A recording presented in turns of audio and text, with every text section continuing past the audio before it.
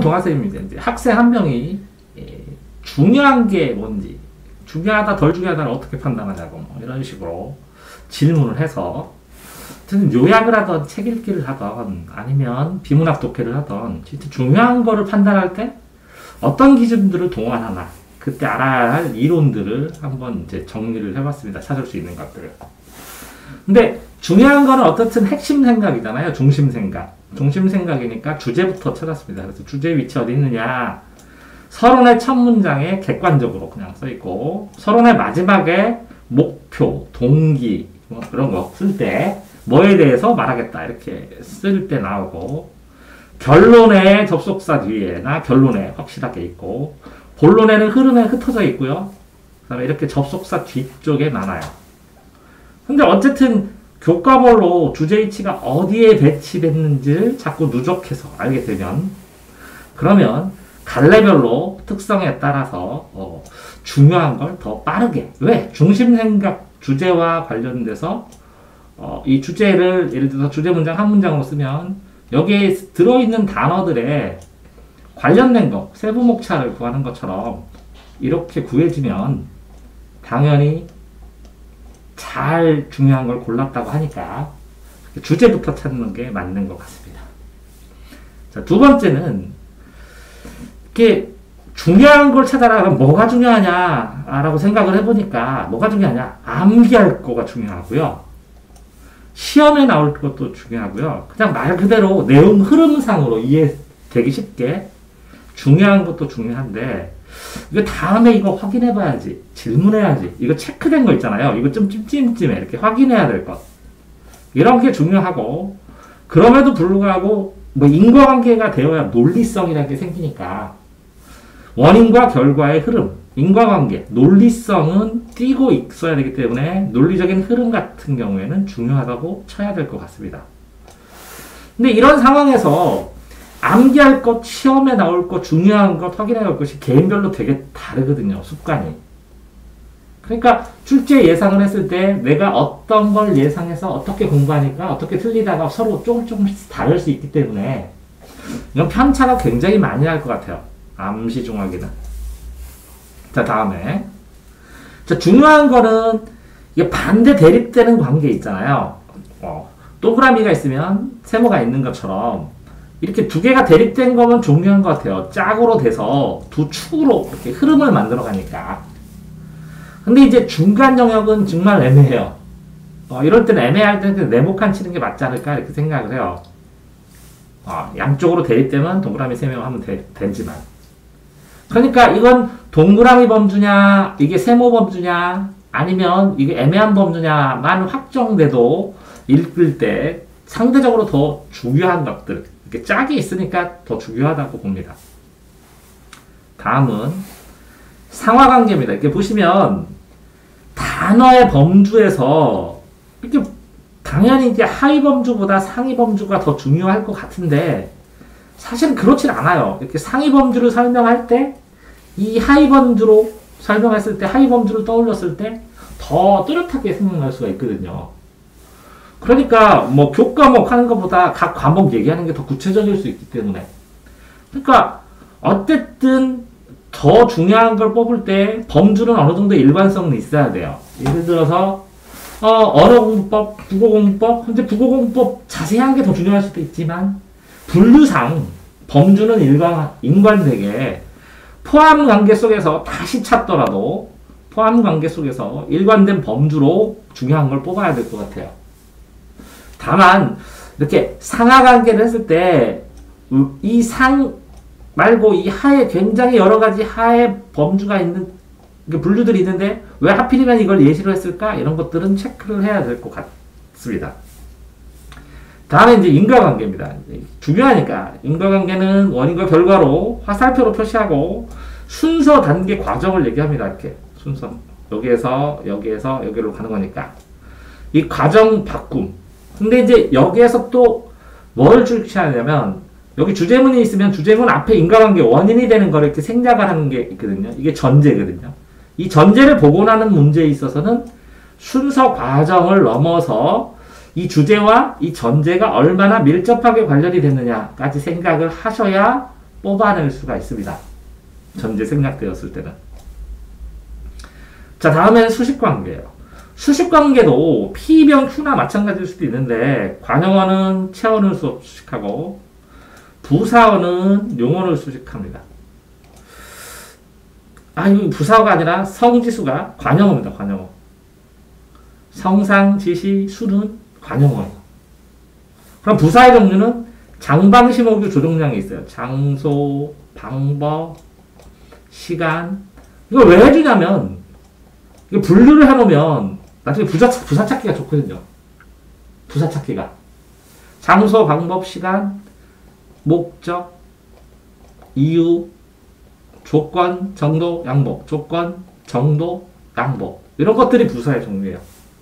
근데 관형어의 종류는 성상, 상태, 지시, 이의그적, 수, 첫째, 둘째 뭐 이런 것처럼 관형어의 종류는 세 가지가 있습니다. 그러니까 어쨌든 이 관형어와 부사어의 종류가 수식어를 해줘요. 이렇게 수식어, 피수식어면 이게 수식어고 이게 수식당하는 피수식어에 있을 때 이런 거거든요. 이러한 범주 안에 요만큼이 들어가서 요걸 얘기를 해주는 거거든요. 그러면 실제적으로 이게 중요하긴 해요. 수식해주는 게. 하지만 이게 이 안에 들어가니까 중요하거든요. 포함관계 속에서. 그러니까 어떨 때는 상이어처럼 이 피수식어를 뽑아야 되고 요점 정리할 때. 어떨 때는 요 수식한 요거 자체가 시험에 문제가 발생할 수도 있거든요. 똑같이 이렇게 수식과 피수식 관계도 이렇게 상위 하위 관계처럼 어떨 때는 상위 뽑고 어떤 때는 하위 뽑는 것처럼 이것도 어떨 때 수식어를 뽑았으면 그 밑에들도 수식어를 뽑아줘야 되고 범주에 맞춰서 피수식어를 뽑았으면 그 아래에서 요점을 뽑을 때도 피수식어를 뽑아야 됩니다. 그래야만이 이게 P면 Q이다가 Q이면 P다 이렇게 거꾸로 함정을 파는 걸 예방을 할 수가 있어요. 일관되게 뽑아야. 자, 다음은 사례를 나열하는데 사례가 1, 2, 3, 4, 5 이렇게 되면 일단 박스를 먼저 치고 그 다음에 번호를 매길 필요성이 있었을 때 1, 2, 3, 4, 5 이렇게 매깁니다. 그 사례의 공통성을 보고 추가로 내가 제시할 수 있는 내가 알고 있는 추가 플러스 알파의 사례를 수집해서 쓸 수 있으면 그러면 이 사례를 박스 치는 것만으로도 충분히 중요하게 뽑았다고 봅니다.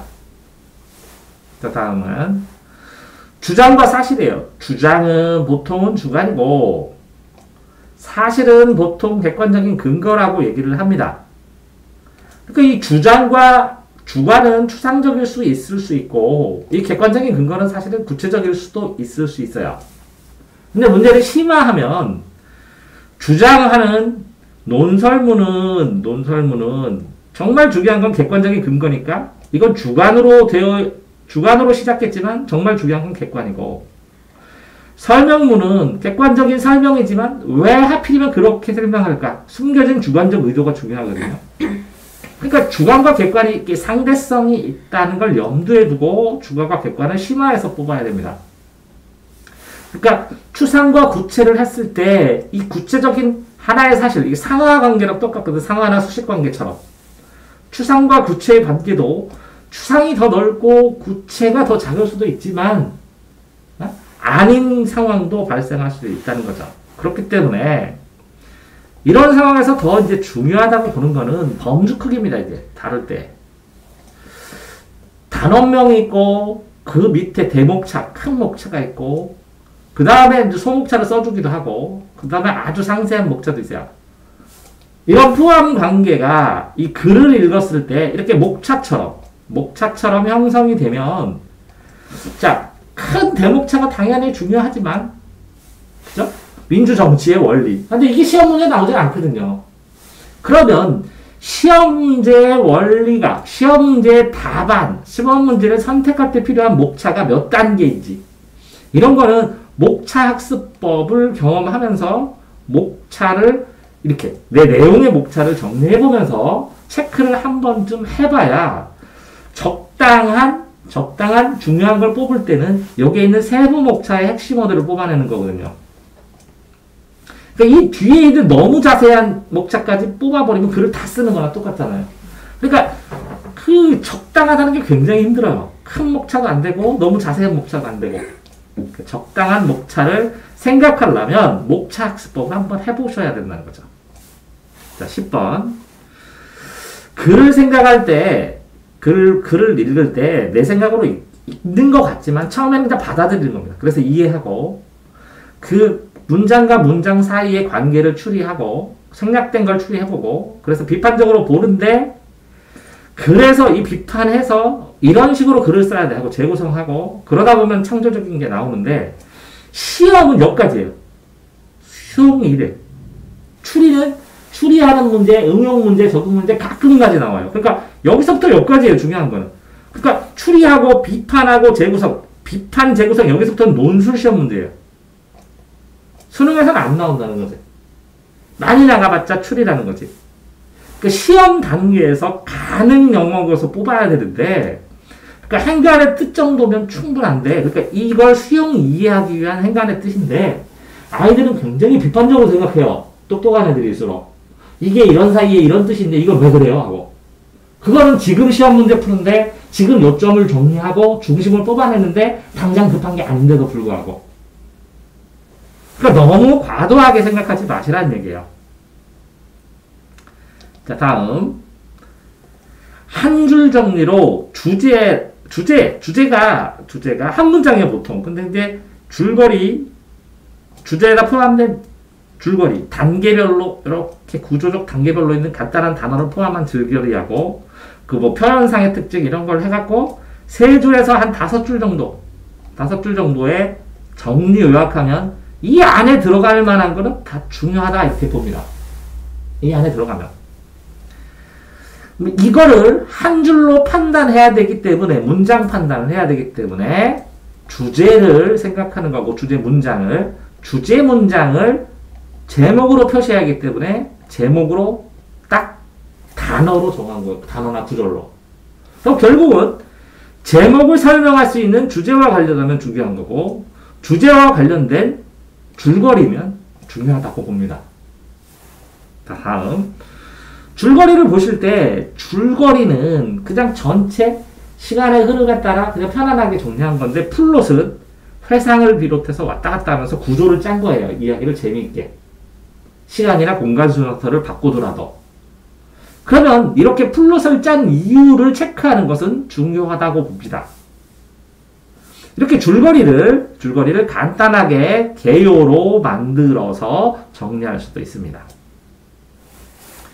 여기서 보면 특징을 추가하라고 했잖아요. 특징을 추가를 해달라고 했는데, 이 특징에는 수사법, 이게 이제 표현법입니다. 구조 특성, 발상과 표현을 다 포함합니다. 이 수사법, 표현법 할 때, 수사법 할 때는 비유법, 변화법, 강조법 이 정도 세 가지를 얘기합니다. 근데 표현법 할 때, 표현법, 설명 방법 이렇게 했을 때 전체적으로 봅니다. 모든 표현법이나 뭐 설명 방법, 논증 방법, 뭐 묘사 방법 이런 거 다 포함합니다. 이제 구조 특성은 이게 서론, 본론, 결론이나 아니면 기승전결이나 아니면 이런 것들까지 다 얘기하는 거고, 발상과 표현법은 이 수사법, 표현법에 안 나온 특이한 표현 방식이나 발상을 통틀어서 얘기합니다. 아이디어로. 자, 이런 특징에다가 플러스 특징이 바뀌어요. 갈래 특성에 의해서. 무슨 뜻이냐면 고쳐 쓰기하고 바꿔 쓰기가 있는데, 자, 바꿔 쓰기, 갈래 바꿔 쓰기입니다. 시가 소설로 되고, 수필이 시로 되고, 이렇게. 소설이 희곡이 되고. 근데 주제가 바뀌면, 바꿔 쓰기가 아니라 새로 쓰기입니다. 다른 글이에요. 그러니까 바꿔 쓰기든 고쳐 쓰기든 무조건 주제는 같아야 되고, 고쳐 쓰기를 할 때 등장인물을 조금 고친다거나 아니면 배경을 좀 달라지게 한 거나 이렇게 전체 흐름은 유사하게, 요거는 꼭 흐름은 유사한데 패러디처럼 쓰는 거고, 요거는 이게 글의 갈래가 달라진 것 뿐입니다. 근데 주제는 같아야 돼요. 그랬을 때 고쳐 쓰기, 바꿔 쓰기의 효과는 중요하다고 봅니다. 자, 이런 것들을 정리할 때 이제 목차화 된다고 하는데, 구조 단계를 도식화하고, 국어책 같은 거 보면 흐름, 이게 도식화된 거 있잖아요? 네모칸으로. 여기에서 이렇게 가라고. 그런 것처럼, 이 흐름이 재구성돼서 기억되어야 되고, 도식화할 때 추가할 내용 정도. 이 도식화는 너무 간단하니까, 거기다 이걸 추가하면, 내용을 더, 상세하게 도식화한 거다. 이렇게 된 것들 정도면 중요하다고 봅니다. 자, 중요한 것들만 개요로 작성해서 옛날에는 이렇게 개요 수정 연습하는 수능 문제들이 많이 나왔었는데 요즘은 좀 줄었어요. 그러니까 이게 요약한 거랑 비교해 보면 그쵸. 총정리 문제집 보면 요점 정리 이렇게 단어로 되어 있는 거 있잖아요. 화살표로 되고 이렇게 총정리 문제에 대한 그 요약하고 내 개요하고 비교해 보면 이제 목차식 그러니까 구절식 개요도 있고 1, 2, 3, 4, 5 이렇게 문장으로 한 문장씩 해갖고 문장을 쭈르륵 써서 그걸 개요처럼 만든 것도 있고. 자, 문단 연습도 이제 문단 구조가 어떻게 되느냐 이런 거예요. 이제 두갈씩하고 미갈씩만 많이 하고 두갈씩이 많다. 핵심 구조를 이렇게 있으면 이렇게 한 달러씩 끄는 뒤에다가 여기다 이렇게 정리하라고 핵심 구조 정리하라고 이렇게 선생님들도 숙제 내고 하고 그래서 수업 많이 하는데 이런 것들도 중요하지만 자 문단 자체가 이제 안결이 설반적인 게 말하기예요. 말하기인데 안건은 내가 질문하면 그 질문이에요. 그 질문을 받아주는 거야. 너 뭐 먹었니? 그럼 답변할 때 제가 먹은 것은 이렇게 받아줘야 돼요. 그래야 답변을 정확하게 질문한 한도 내에서 할 수 있어요. 그래서 안건을 질문을 받고 이게 질문과 결론, 이유, 질문과 결론. 그러니까 두 가지의 결론 다음에 이유 쓰고 이거 설명 쓰고 좀 길게 하면 반론을 내가 예상을 한다면 그걸 꺾어줘요. 반론 꺾고 정리를 하거든요. 반론 꺾기 정리거든요. 문장의 구조도 두 가지식으로 쓰면 결론 쓰고 이유 쓰고 설명 쓰고 예시 쓰고 뭐 예시 설명도 같이 써도 되고 이런 것처럼 결의설립, 결의설 정리 이렇게 말하기 방식이나 한 단락의 방식이나 유사해요. 그러니까 문단 연습할 때 결론이 어디 있는지 이유와 결론 논리만 찾으면 되니까 결론과 이유가 빨리빨리 찾아내면 된다는 거죠. 그렇다면 계속 예시는 박스치고 설명은 어딘가 이렇게 자세한 설명 다음에 보자 이렇게 체크를 해놓으면 결론과 이유만 쏙 빠질 수 있다는 거죠.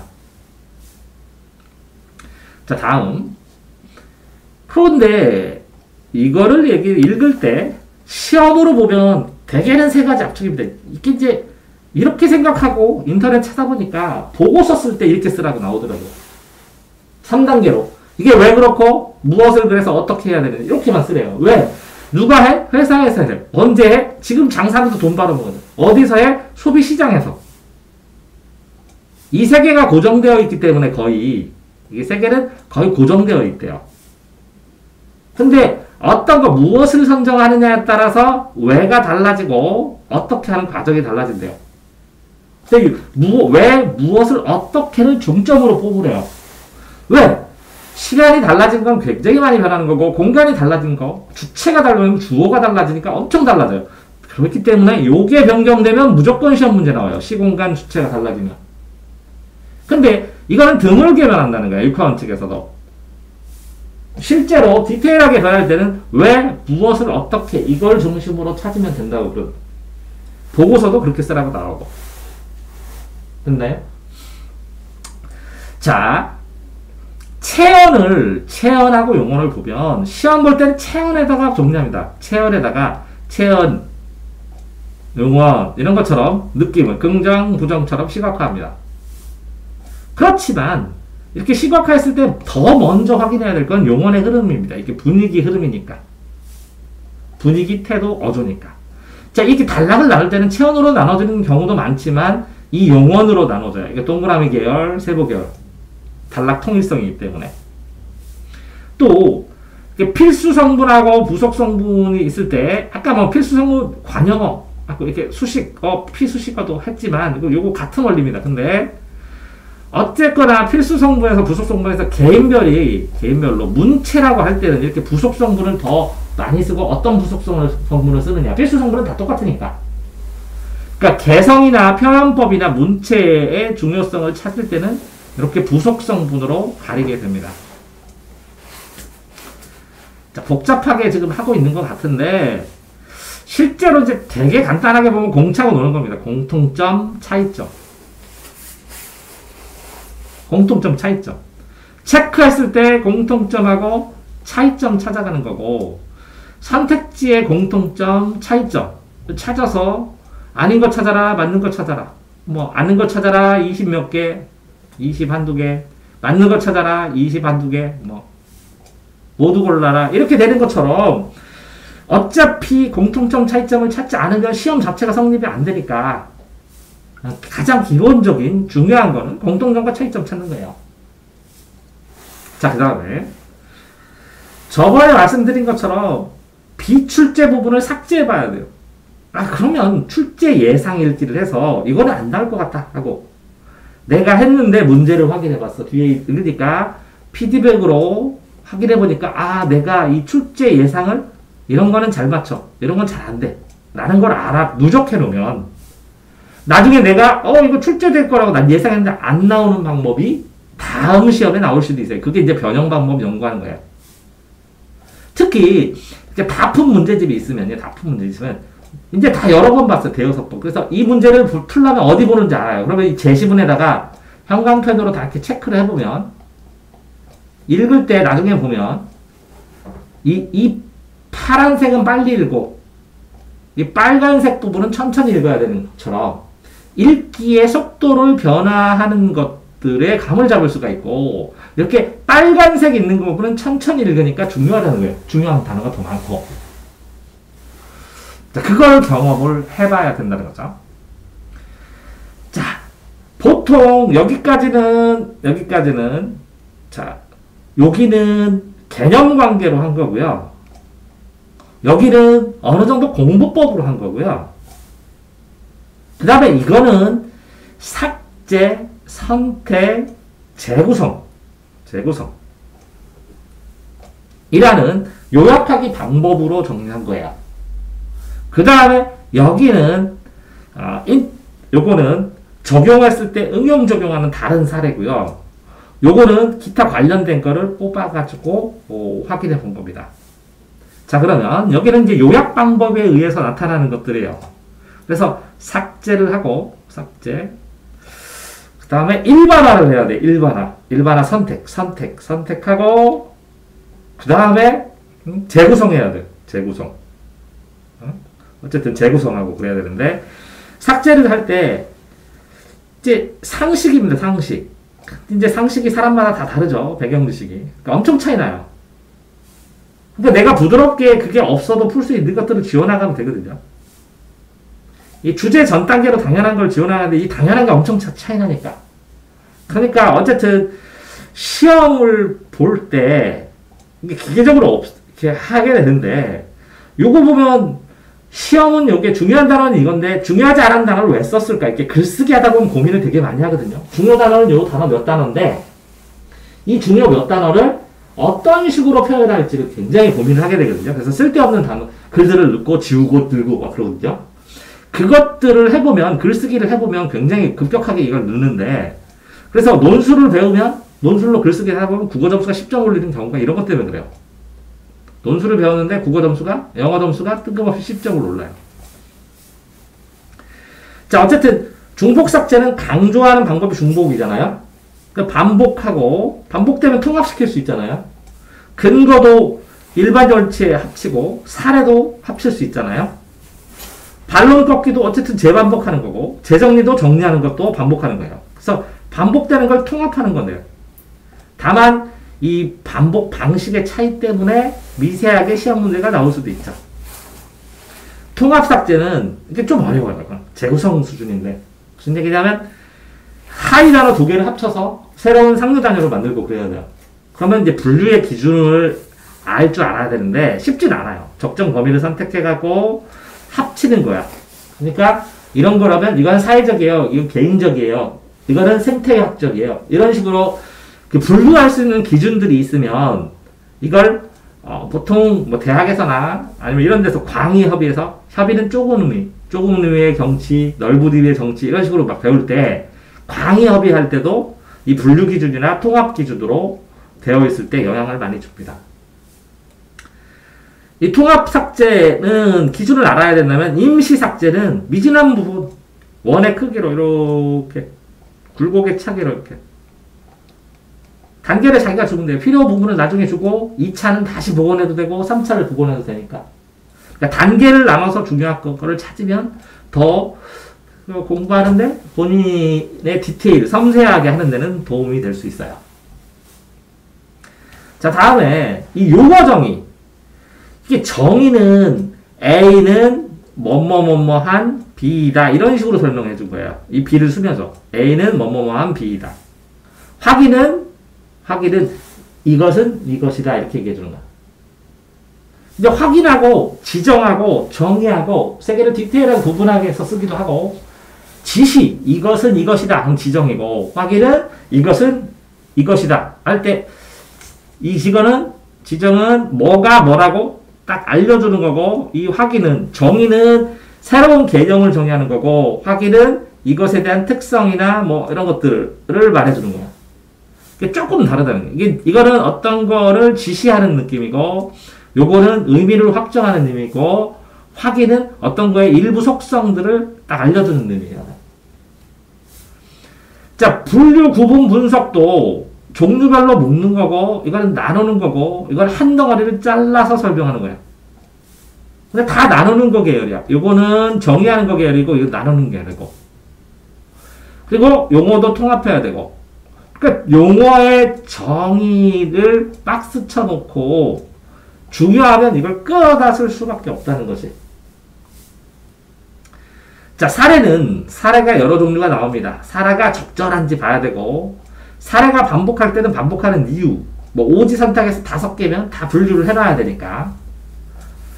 자, 비교 선택의 이유와 교정. 그러니까 이걸 선택할까 이걸 선택할까 할 때 망설이지 말고 그냥 해도 될 것 같아.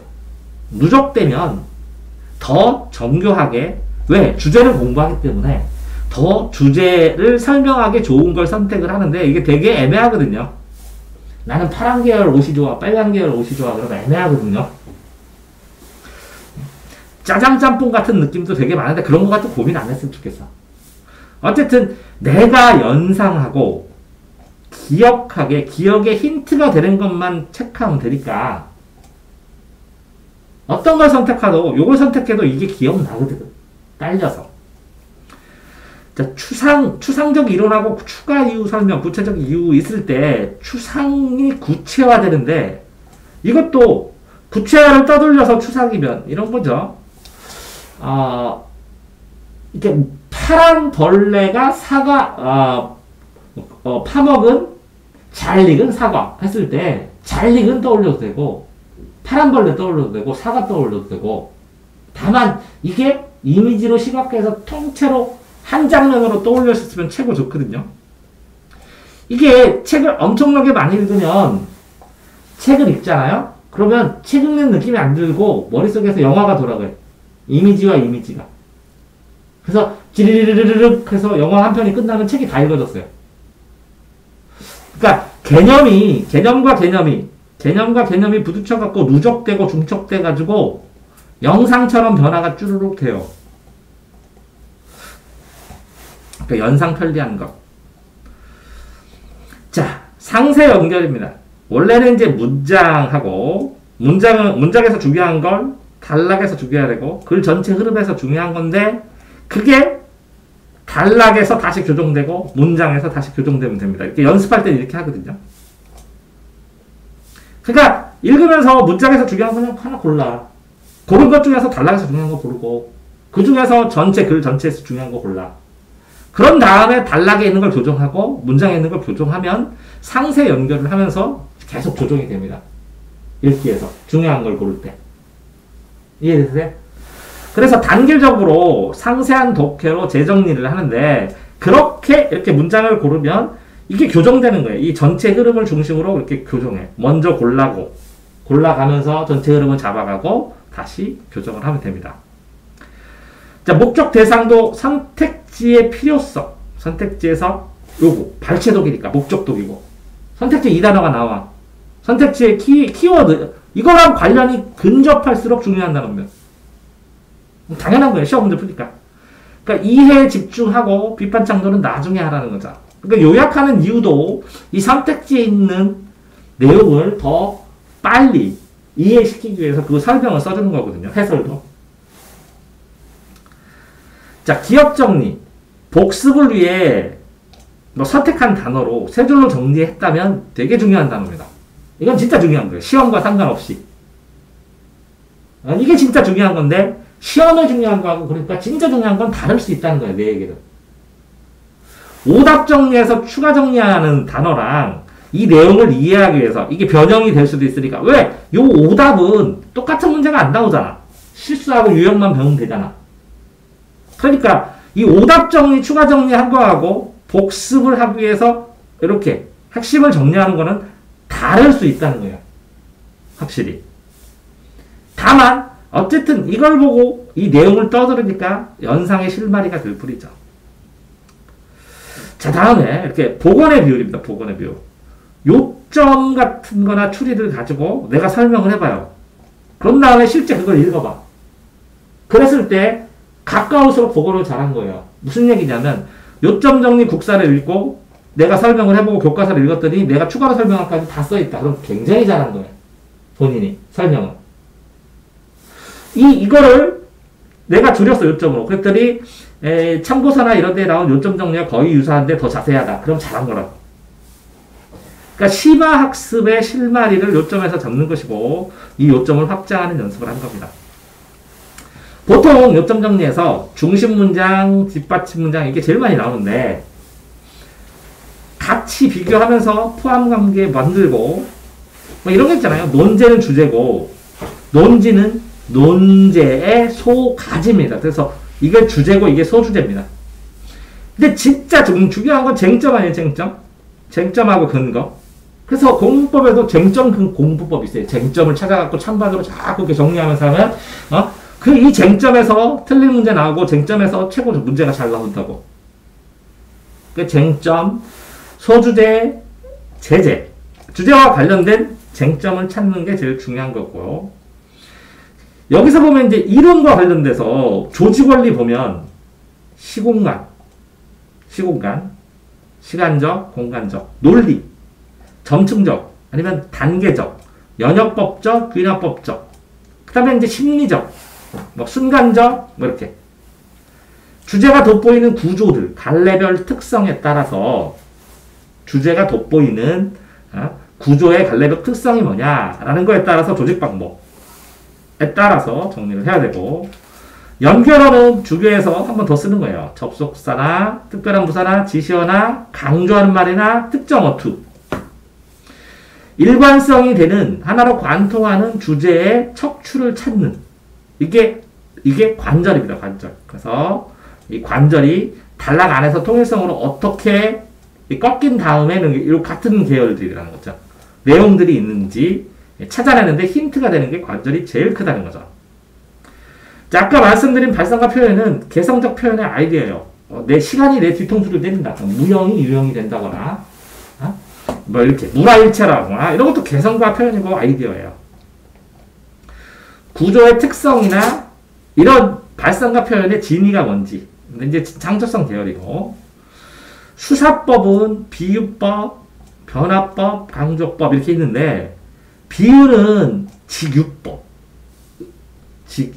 의인법, 직유법, 요자나 의자가 들어가거든요. 비유법에는. 근데 변화되면 강조되고 강조되면 변화돼서 변화와 강조 구분이 애매해요. 거의 방법이 없어요. 하나, 변화법 종류를 다 외우든지 강조법 종류를 다 외우든지. 자, 진술 방법은, 자, 보세요. 진술 방법과 설명 방법이 달라요. 이렇게. 자, 여기에 설명 있죠. 이 설명 방법이 12가지예요. 12가지. 그러니까 진술 방법이 더 큰 방법이에요. 이해되세요? 진술 방법이 훨씬 커요. 진술 방법이 크고, 진술 방법은 네 가지예요. 설명, 서사. 이거 소설이에요, 서사. 사건 서사. 그러니까 요약하고 장면 서술, 요약 제시 이런 게 있죠. 묘사. 시에 이게 시. 어쨌든 주간 묘사, 객관 묘사. 논중, 설명문, 논설문. 명제, 논거, 비답, 연역, 유비추리. 이렇게 네 가지. 논중, 묘사, 서사, 설명 네 가지에서 설명 방법이 이렇게 인과, 서사, 과정. 인과, 서사, 과정, 정의, 분류, 부가, 묘사, 비교, 이유, 인용, 예시, 열거. 이렇게 설명 방법이 있어요. 이 방법을 쓰면 표현법을 써서 뭔가 강조하고 싶다는 것이니까 중요한 게 이거를, 이 이론을 왜 쓰는지, 이거 썼을 때 효과가 뭔지를 밝혀줘야, 요거를 밝혀줘야. 그래야 중요한 걸 뽑은 겁니다. 이론적으로. 자, 그림과 글자, 목차와 표와 수식. 뭐 수학 같은 거 그렇잖아요. 여기 그림이 있으면 여기 막 글자로 막 설명됐잖아요. 요거를 요약하면 이렇게 그림으로 간단하게 되는 거잖아요. 그러니까 요거를 보고 요걸 떠들어야 돼요. 그러니까 도표나 수식을 보고 그림을 보고 아니면 도표를 보고 이렇게 설명할 수 있어야 되겠어요. 1, 2, 3, 4, 5 이렇게 5개를 뽑으면 이게 선택지. 이 중에 고르는 게 되는 거예요. 도표 영입이. 자, 그 다음에 이제 그거는 쓰기의 원리를 배우면 구조의 단계별 특성, 서론에는 뭐 쓰고 본론에는 뭐 쓰고, 그러니까 쓰기를 배우면 이렇게 썼으니까 이렇게 중요한 걸 쓸 때 이런 거 중요하게 쓸 때 이렇게 쓰구나, 여기 쓸 거야. 이렇게 쓰기를 배우면 읽기가 급격히 들어요. 근데 이게 쓰기 입장에서 읽게 되니까 이게 쌍방향으로 읽게 되는데, 근데 이게 되게 안 하죠, 애들이. 그러니까 숙제할 때 이런 거를 글 쓸 때 비문학을 한번 만들어보고 수행평가를 하다가 보면 그러면 읽기가 늘어가지고 국어 점수가 늦는 거예요. 자, 총정리 문제 보면 단원정 요약 정리가 있습니다. 그러니까 이 요약 정리를 읽고 설명을 해. 충분히 설명하고 확인해봐. 그 다음에 교과서에서 체크하고, 교과서에다 요 요약 정리한 내용을 체크한 다음에, 아, 이런 식으로 중요한 걸 요약 정리하는 거구나. 이렇게 확인하는 연습이 이제 기본 연습이고, 보고서 보면, 보고서, 이 요약본을 읽는 사람은 요약본으로 읽어요. 다 디테일한 거 그냥 따로 책으로 내라 그래. 사장한테 40페이지인데 이거 읽어보십시오. 이렇게 하면 안 되잖아. 한 페이지로 쫙 줄여요. 논문도 이게 아세요? 논문이 이렇게 150장, 300장이면 이거 요약본 10장 또 내야 되고, 요것도 요약본 1장짜리 내야 돼. 근데 사장들이 보는 건 요거만 봐요. 이게 없다는 게 아니에요. 300페이지, 10페이지짜리가. 300페이지, 30페이지짜리가 없다는 게 아니에요. 회장이나 사장들은 요거 하나만 딱 보고 판단이 될 수 있게 이렇게 요약되는 거예요. 그러니까 어떤 걸 설명할 때 학생이든 아니면 상사든 누군가한테 가장 간단하게 설명하려면 어떻게 해야 될까라는 게 이게 요약 보고서 형태예요. 요약 제일 잘하는 사람들이 카피라이터예요. 뭐냐면 침대는 가구가 아닙니다. 이런 식으로 광고 한 문구 만드는 사람이 카피라이터거든요. 카피 쓰려면 커피 마시면서 코피나게 일한다고 해서 커피라는 옛날 책 읽었었거든요. 어떻게 하냐면 책을 하나를 한 장에 정리해오라고 한대요. 그럼 이걸 한 줄로 줄여오라는 거예요. 이 한 줄을 늘려가지고 한 장으로 만들어 오라고 한대요. 이해되세요? 그러니까 책에서 줄이고 줄였다가 늘리고 다시 또 다른 책으로 줄이고 줄였다가 늘리고 이 연습을 계속 한대요. 줄이고 늘리기를 계속 하다 보면 압축과 팽창을 하다 보면 그 마디마디에 꼭 필요한 요소들이 드러난다고 그러더라고요. 그래서 광고회사 같은 거 가면 이렇게 훈련시키고 그렇다고 옛날에는, 지금은 모르겠지만 많이 들었어요. 자, 그러니까 결국은 오늘 뭐 한 거예요? 중요한 걸 요약하는 것도 중요한 게 뭔가도 이렇게 연습을 해가지고 나름대로 계속 트레이닝 하면서 그걸 교정해 나가는 것이지, 한 번에 읽고 딱 중요한 걸 딱 뽑아낼 수 있는 사람은 없다. 그럴 수가 없다는 거죠. 그러니까 연습을 통해서 더 정교하게 보완하는 것 뿐입니다. 그렇기 때문에 너무 스트레스 받지 말고 내가 중요한 걸 우선으로 고르고 나중에 그걸 피드백 해볼 수 있었으면 그러면 늘고, 피드백을 못하면 시험 보는데 불편하거나 아니면 오류가 발생하는 것만 교정하셔도 좋겠습니다. 수고하셨습니다.